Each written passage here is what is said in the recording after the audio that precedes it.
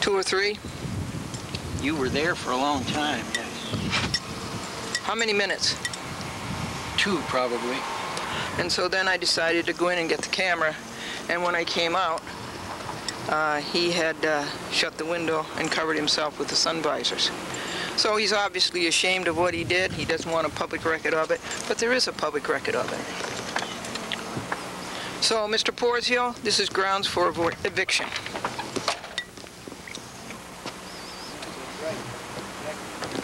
This is grounds for eviction. Yes. Grounds for eviction. Attacked by 3 Walshes. On my way out the door peacefully to go to church. Grounds for eviction. And broke a few laws, blasted the horn twice, and then came insulting and abusive language. She made an obscene gesture. There she is right now. And then she said, F blank, you know what, Y-O-U. And what time is it? 2:17 p.m. on a beautiful, sunny, God-given gift day, March the 26th, 1995, Sunday.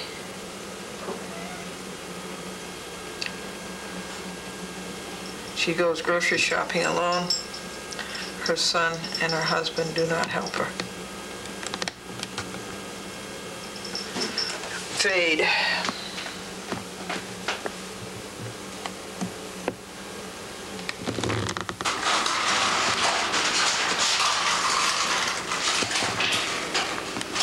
Did you hear all that racket?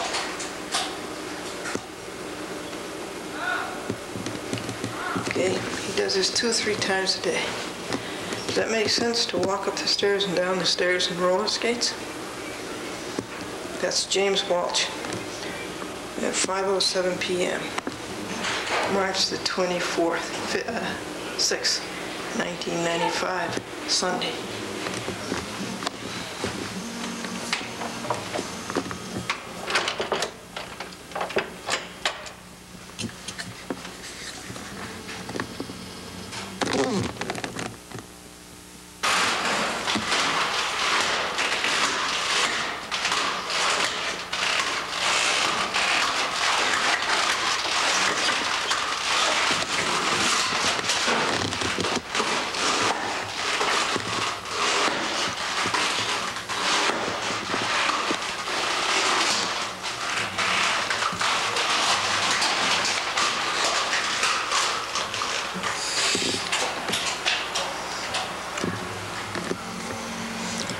Time of that was, the time of that was 5:10 p.m. on March 27th, 1995, Monday. James Walsh. Grounds for eviction. To the back. Oh.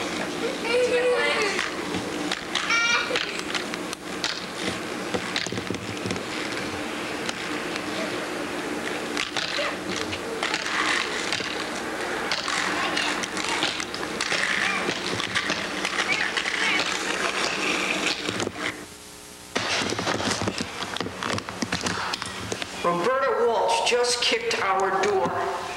She was right here with James Walsh, and they were bringing up groceries, and when Roberta Walsh came by our door, she either kicked it or hit it. Is there dirt on the door? Where was the dirt? No, it was, I don't think that was it. She kicked it, that's right. She kicked it. What time was that? 4 p.m., and she kicked it hard.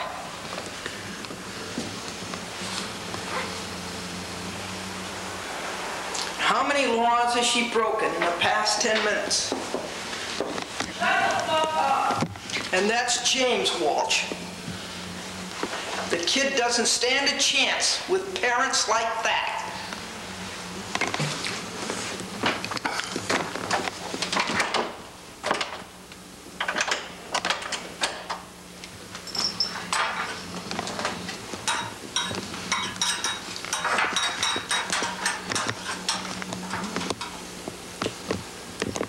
Time is 4 p.m. The date is March the 28th, 1995, Tuesday.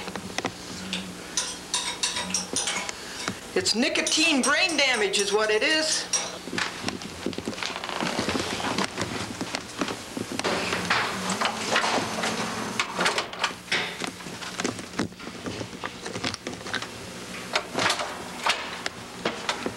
Just keep a watch on. Keep the camera going. Just right out there.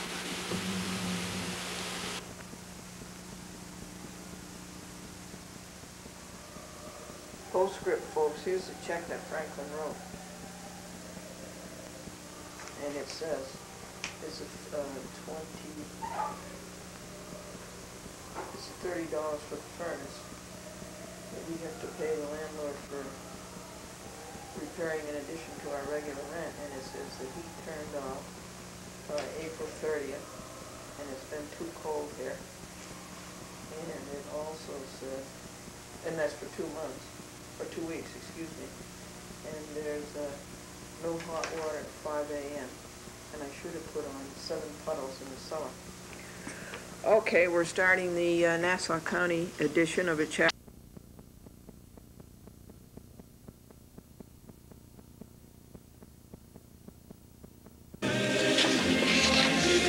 And also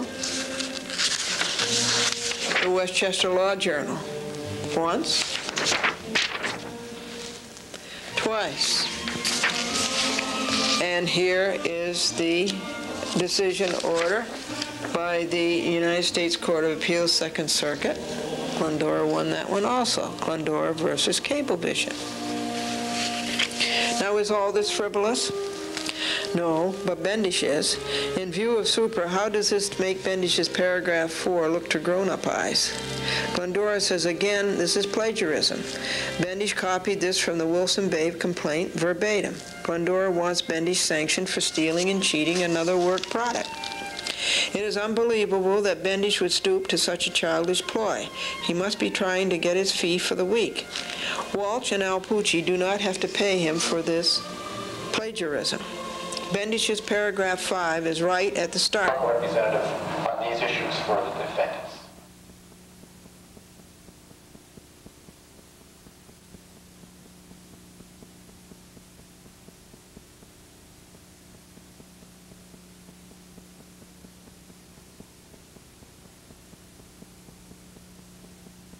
There was no one else involved. We believe that if Glendora would like to conduct an EBT.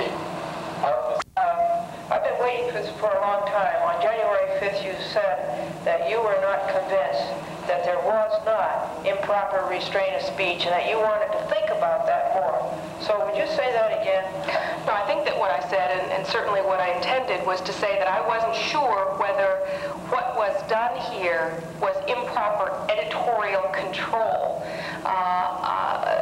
or editorial action that the statute mandates against.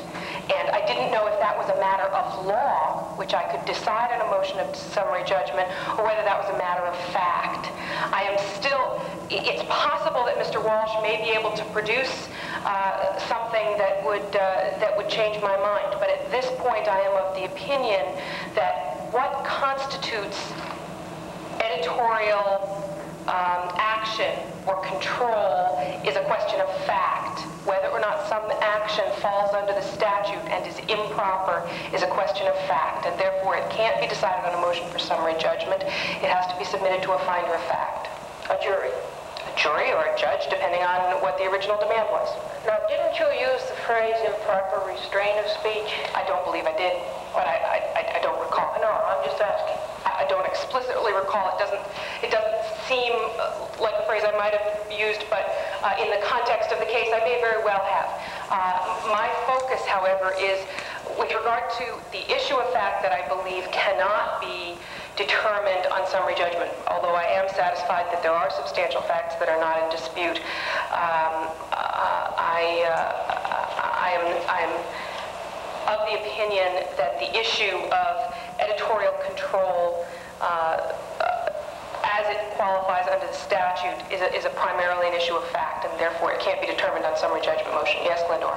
Are you referring to 47 U.S. Code 531E? The various statutes that cover the public access to cable casting. And the state law? Yes.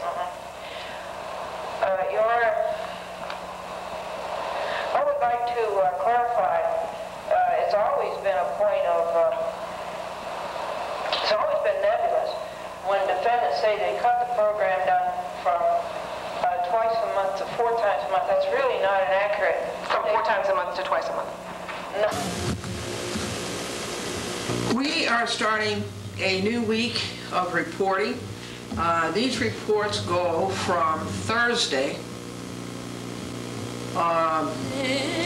May the 23rd, to today, May the 30th, Thursday to Thursday. And the first report is a neighborhood fight, neighbor-to-neighbor fight, where neighbors do not live by the Golden Rule, do not live by the 10 Commandments, and do not live by the Beatitudes. Some neighbor always wants something that belongs to you. They want some right that is yours. And that starts the fight. So we have fought this fight for 3 years, since Easter of 1993, 94, 95, 96. And that's a little over 3 years. And this is Glendora versus Walsh, Pucci, Larkin, Wilson Bay, Convoy, Cousins, McGrath, O'Dell, Karamitsos, Crooked Law Firm, a politically influential law firm that tells judges what to do, such judges as Harold Wood and Angelo Gracia, and Bruce Bandish, and the law clerk of Judge Wood, Carlucci, New York Times. We are reporting to you on the law breaking of Wall, Alpucci, Larkin, Bendich, Koza, Cousins, Wilson Babe, Convoy, McGrath, O'Dell, Karamitsos, law clerk Paul Carlucci, Justice, Injustice, Harold Wood, who threw justice to the wind and did everything that Wilson Babe law firm told him to do, because Wilson Babe controls the political appointments, the judges' appointments, and the same happened with Angelo Ingrassia. And also the law breaking and throwing justice to the wind of the Appellate Division, 2nd Department, Thompson, Altman, Joy, and Santucci. What happened there? Okay, this week we got out the, I'm sorry your pillow went, Ginny. It's terrible. It isn't fair.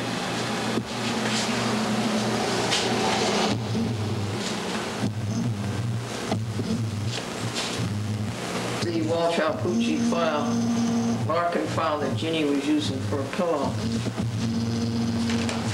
Now,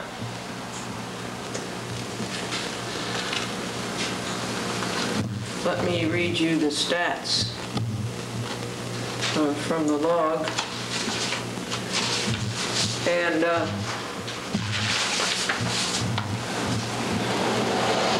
for the week of May the 27th, 1996, Memorial Day week, into Alpucci and Larkin, and the crooked law firm Wilson Babe, Koza, Cousins, Convoy, McGrath, O'Dell, Karamitsos, and the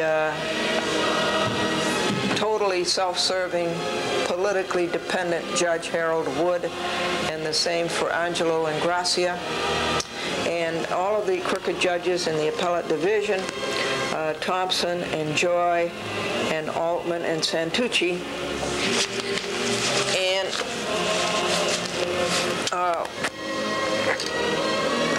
we want you to join the tenants, New York Tenants Association, because the landlords, of course, are greedy, and they get the money, and they rob the tenants, and therefore they have money for $1 million lobby up in Albany, and of course all of the politicians. Listen to them.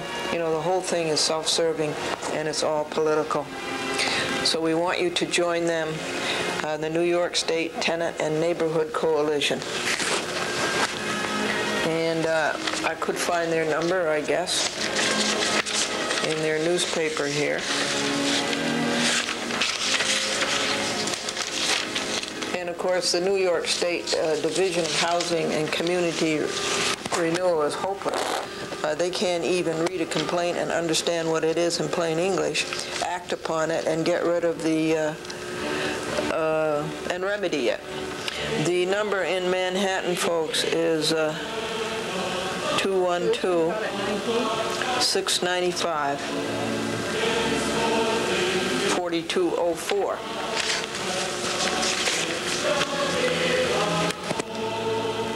There hasn't been any nursery school this week. And the best news of all is that the Walsh family, James, Roberta, and Daniel, are moving. And so that's 2 down and 1 to go. The Larkins moved a couple of years ago, and the Walsh family will be leaving along the end of July. And Cesar and Leslie were here painting the wood around the windows, the window casements outside. And Sunday morning there was no hot water at 5 a.m. and that's when I get up.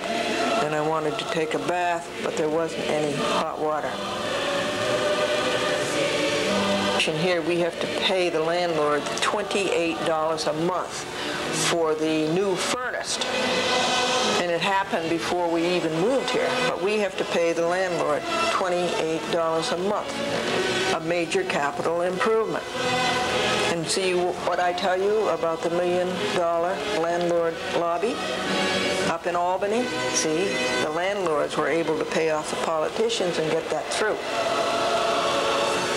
Right now to work on the new Walsh, Alpucci, and Larkin lawsuit. But what it is going to be is, of course, Judge Wood and Judge Ingracia failed on the 14th Amendment to give Glendora plaintiff and appellant equal protection of the law. In addition to that, Wood and Ingracia and Wilson and Bave and Bendish all conspired against Glendora. Wilson Bave says to Wood, if you want a political appointment after you retire as a judge of the Westchester Supreme Court at age 70, well, you better dismiss this case against Larkin. And you better have Wilson Bave win this case. So that's conspiracy, and that's a civil rights action, Title 42, U.S. Code 1985.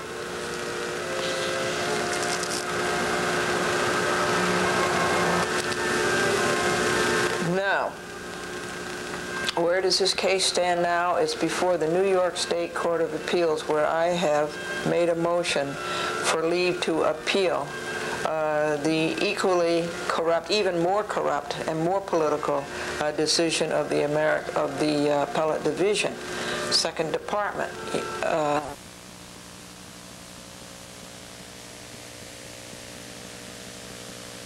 This is just plain inconsiderate. And the day is July the 28th, 1996, Sunday, and the time is 2:59 p.m.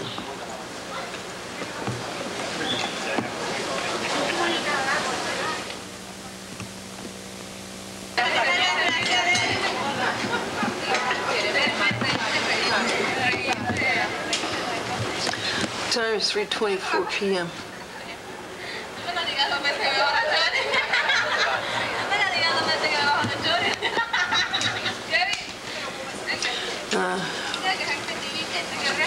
This is apartment 2D, Patricia and Francisco.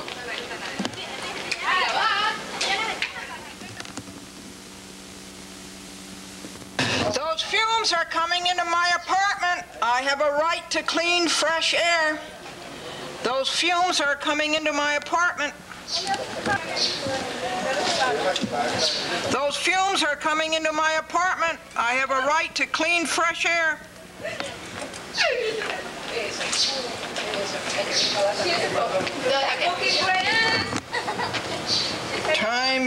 3:45 p.m., July 28th, 1996, Sunday.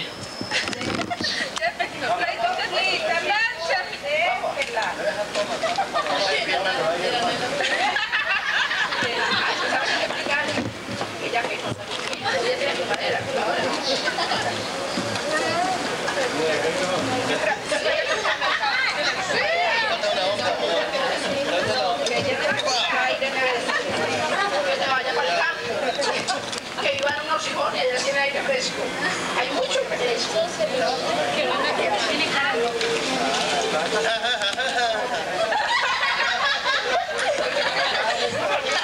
Okay, I'm calling the police.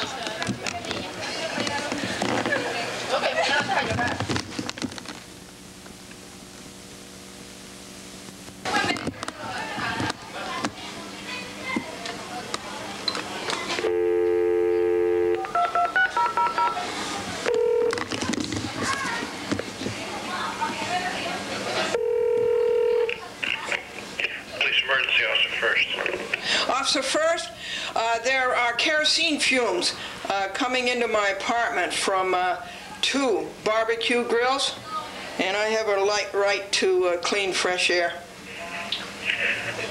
What's the address? 21 Greenridge Avenue.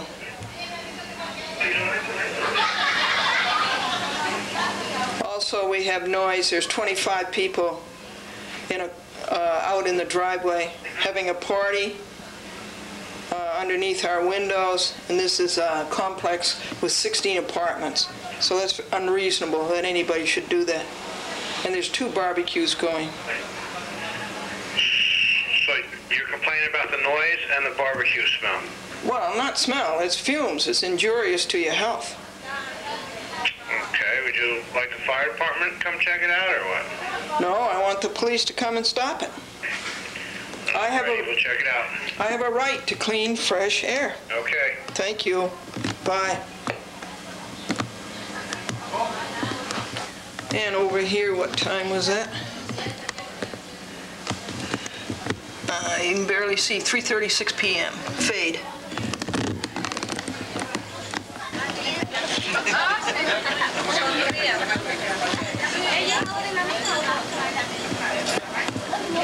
See that? No wonder my apartment has fumes in it.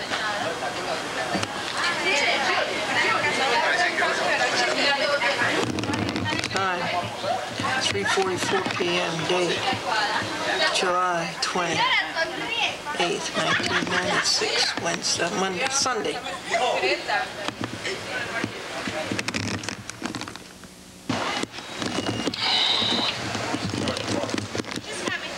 They do what they always do.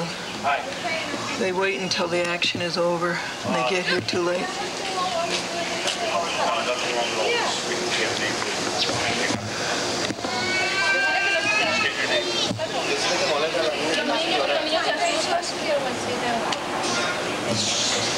Mira la que está filmando. Mira que está filmando.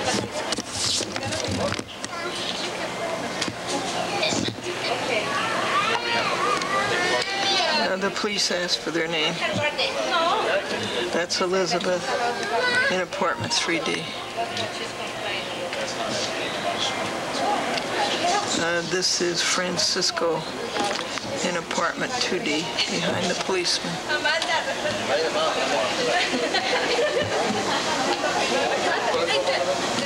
You should ask for green cards, I think.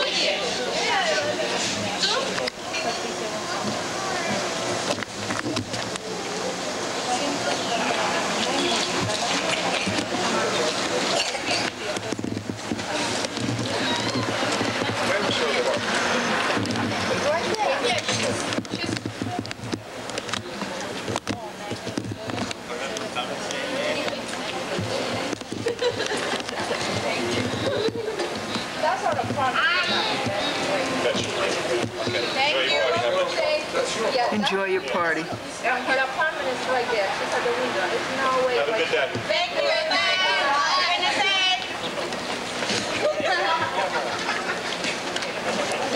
Okay, now we will go to the front and I'll show you the police car.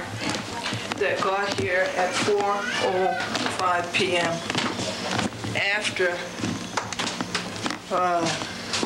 the smell had gone.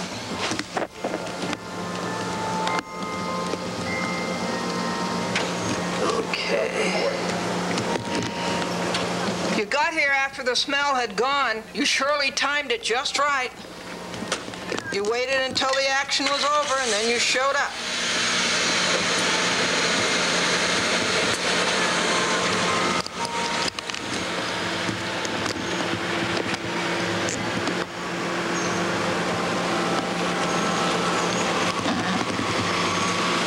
White Plains Police, 4:06 p.m., July 28, 1996.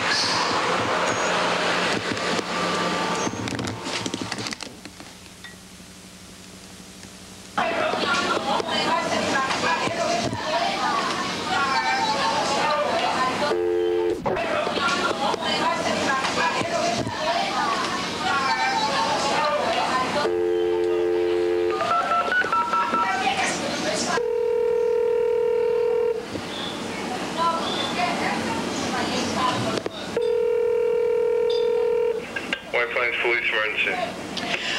What's your name, officer? What? What is your name? Officer Fuller, I just said so. Officer what? Oh, there he just hung up. Okay. All right, redone.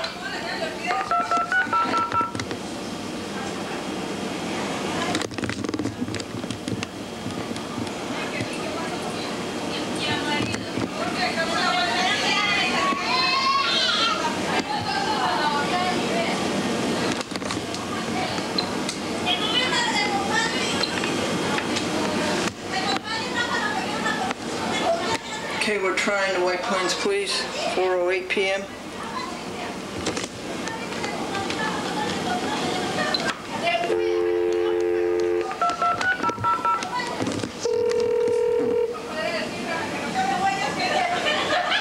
White Plains Police emergency. What is your name, officer? Officer Fuller. Okay, Officer Fuller, I want it on the record that the White Plains Police waited until the barbecue fumes were gone before they came. And this has happened repeatedly with the White Plains Police. Okay, this is the emergency line. Do you have an emergency? Irrelevant, it is an emergency. I made the call at 3:44 p.m. They showed up at 4:08 p.m. The fumes were gone. And I have a right to fresh, clean air. And you have a job to enforce it. On the record, and on videotape, and on TV. Time, 4:09 p.m. July 28th, 1996, Sunday. 10:40.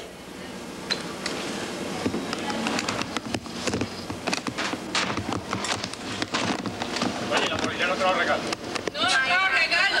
Y no está preguntando si saliste corriendo. Antes de allá con los niños, dije que falta regalo a la señora al frente.